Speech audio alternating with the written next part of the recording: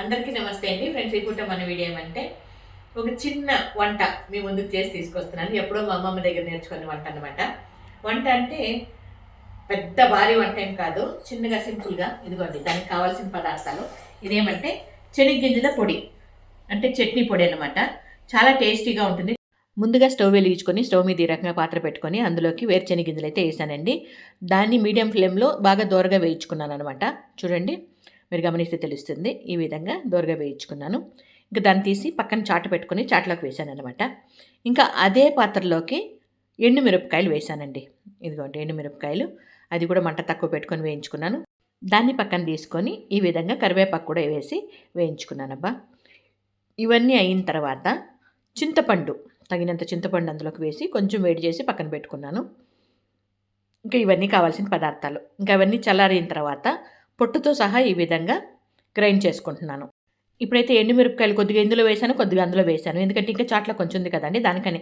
2 భాగాలుగా ఎందుకు చేశానంటే అక్కడ జార్ చాలా చిన్నగా ఉంది కదా, దానికని.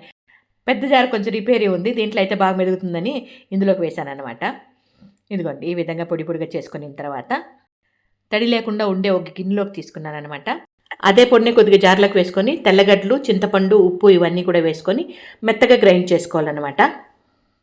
అవి ముందుగానే వేస్తామనుకోండి పొడి మొత్తం ఒక రకంగా తడిగా అయిపోతుంది, బాగా రాదు. దానికని ఈ విధంగా అదిగోండి దాన్ని మళ్ళీ ఆ పౌడర్లోకి వేసుకొని మొత్తం కలిపేసేయాలి. నీట్గా మిక్స్ చేసుకుంటే ఈ విధంగా చేతిలో రెడీ అయిపోయినట్లే. ఫ్రెండ్స్ ఇదిగోండి పొడి అయితే ఈ విధంగా సూపర్గా రెడీ అయింది, చాలా బాగుంది. నేను ఆల్రెడీ టేస్ట్ చూశాను.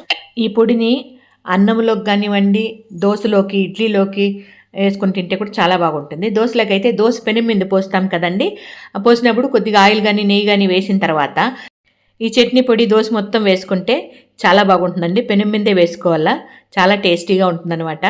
ఇంక ఇక్కడైతే అన్నం వేసుకున్నాను, పొడి వేసుకున్నాను, అందులోకి నెయ్యి వేసుకున్నాను. మన ఇంట్లో తయారు చేసిన నెయ్యి అనమాట.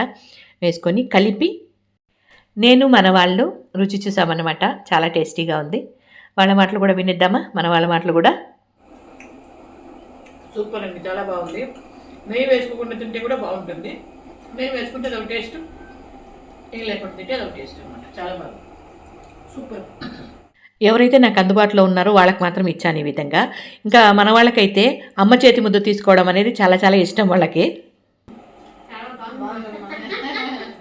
ఫ్రెండ్స్ ఇప్పుడేమంటే నేను తుత్తు పైకి వేసుకున్నాను కదా తినేటప్పుడు, అందరికి ఇవ్వాల్సి వస్తుందని ఆ రకంగా. అంటే పెదాలు తగిలితే ఎంగిల్ అయిపోతుంది కదా, దానికని. ఇది ఇప్పుడు మన చిన్ని వీడియో మీద మీ అభిప్రాయం తెలియజేస్తూ వీడియో నచ్చితే లైక్ చేయండి. నేను చేసే వంటలు కనుక మీకు నచ్చినట్లయితే కామెంట్ ద్వారా తెలియజేయండి. రకరకాల వంటలు మీ ముందుకు తీసుకొస్తాను, ఓకేనా?